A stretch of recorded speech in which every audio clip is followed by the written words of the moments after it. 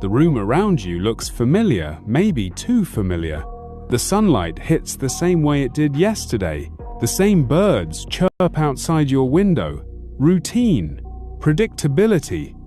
But what if everything you perceive your life, your memories, your very consciousness is part of an elaborate illusion? Not a dream, not a lie, but a simulation. It sounds like science fiction, but it's a theory that's gripped some of the world's most brilliant minds, including billionaire Elon Musk, who famously said, "There's a 1 in billions chance we're living in base reality." This is the simulation hypothesis. The Matrix wasn't just a movie. Let's go back to 1999. The Matrix hits theaters and becomes an instant cultural phenomenon. The film posed a provocative question. What if the world we perceive isn't real? For most, it was entertainment. For some, it was a wake-up call. And for philosophers like Nick Bostrom, it was a call to arms. In 2003, Bostrom, a philosopher at the University of Oxford, published a paper titled, "Are You Living in a Computer Simulation?" The core idea is deceptively simple. If it's possible to simulate consciousness, and if any civilization becomes advanced enough to run such simulations, then statistically, it's more likely that we're in a simulation than in the original, or base, reality. Bostrom's argument is structured around a trilemma. 1. Human civilization is unlikely to reach a level of technological maturity capable of producing simulated realities. 2. If such a stage is possible, no advanced civilization is interested in running simulations of their ancestors. 3. We are almost certainly living in a computer simulation. If the first two propositions are falsier, even just unlikely, then the third must be true. And if it's true, then what you see, feel, and experience might all be part of an artificial construct. Plato's cave and Descartes' demon. But this idea isn't new.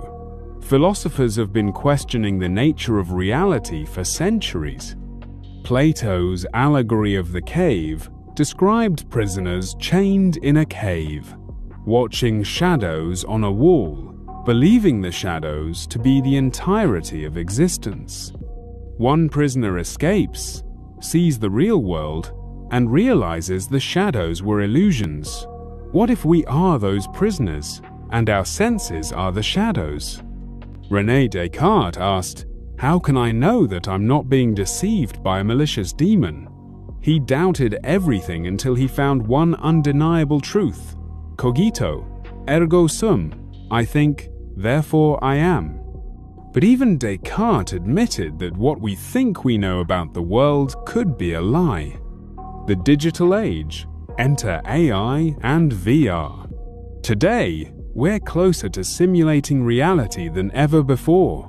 Video games have evolved from Pong to hyper-realistic open-world experiences. Virtual reality lets us escape into digital worlds.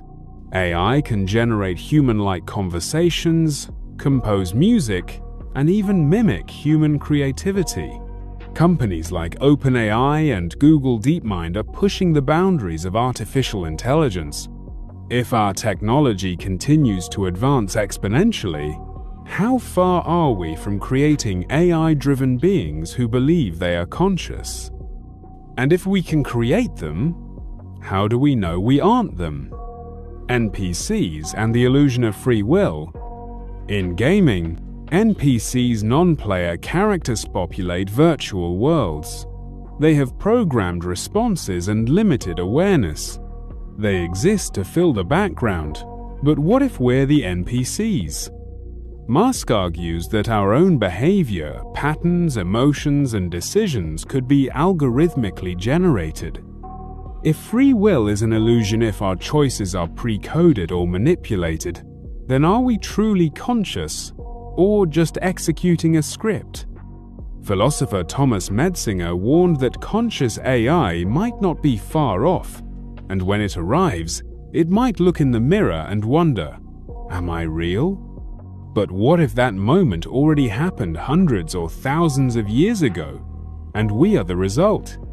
Glitches in the Matrix, déjà vu, Mandela effects, time anomalies, glitches. We laugh about them online, but they could be signs of a flawed simulation. Think about how a video game occasionally lags or textures load incorrectly. Some argue these real-world oddities like shared false memories or inexplicable events could be evidence that the simulation isn't perfect. Consciousness, code, or soul? This is where philosophy and neuroscience collide. What is consciousness?